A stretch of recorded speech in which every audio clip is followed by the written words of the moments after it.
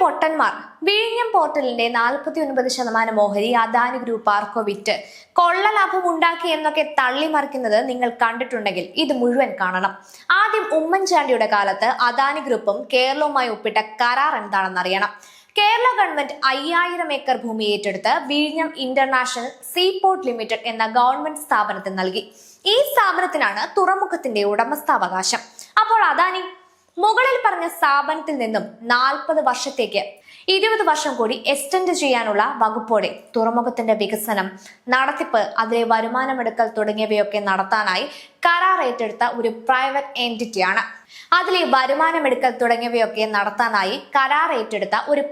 എൻറ്റിറ്റിയാണ്.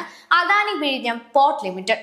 ഇതുവരെ കേരളം ഭൂമി ഏറ്റെടുക്കൽ, റോഡുണ്ടാക്കൽ, തൊഴിലാളികൾക്ക് നഷ്ടപരിഹാരം കൊടുക്കൽ, റവന്യൂ ജനറേറ്റ് ചെയ്യാത്ത ഇൻഫ്രാസ്ട്രക്ചർ, ഇതിനൊക്കെ കൂടി 5000 കോടി മുടക്കിയിട്ടുണ്ട്.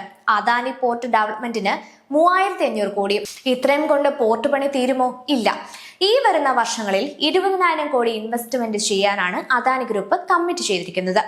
ഇതിന് വേണ്ട പണം കണ്ടെത്താനും ഒപ്പം അവരുടെ പ്രോഫിറ്റ് ഉറപ്പാക്കാനുമാണ് അദാനി അവരുടെ ഷെയർ വിറ്റത്.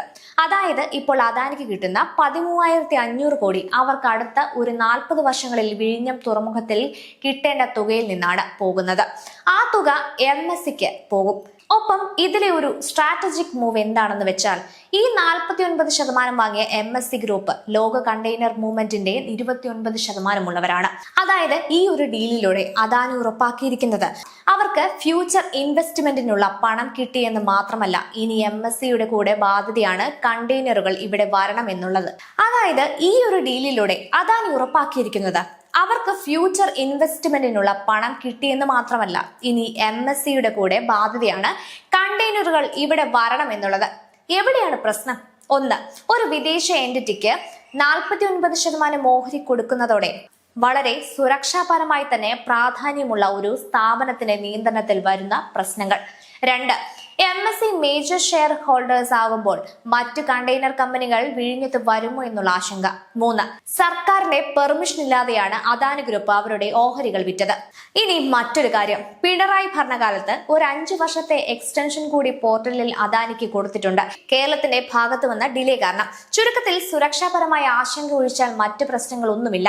മറ്റു കണ്ടെയ്നർ കമ്പനികളെ ആശങ്കകളില്ലാതെ എത്തിക്കാനും സുരക്ഷാപരമായ ആശങ്കകൾ ദൂരീകരിക്കുകയും ചെയ്താൽ ഈ ഇൻവെസ്റ്റ്മെന്റ് കൊണ്ട് കേരളത്തിന് ഗുണമേ ഉള്ളൂ. കാരണം 500 കോടി മുതൽ മുടക്കിൽ ലോകത്തിലെ തന്നെ ഏറ്റവും നല്ലൊരു പോർട്ടുകളിൽ ഒന്നാണ് കേരളത്തിന് കിട്ടുക. ഉമ്മൻചാണ്ടി സർക്കാർ കുറച്ചുകൂടി നെഗോഷിയേറ്റ് ചെയ്യുകയും കൈമാറ്റത്തിലെ കാലയളവ് കുറയ്ക്കുകയും ചെയ്യാമായിരുന്നു എന്നത് സത്യമാണ്. പക്ഷെ അന്ന് നടന്നതുകൊണ്ട് ഇത് നടന്നു. ആ ഒരു തീരുമാനത്തിന് ഭാവി കേരളം ഉമ്മൻചാണ്ടിയോട് കടപ്പെട്ടിരിക്കും.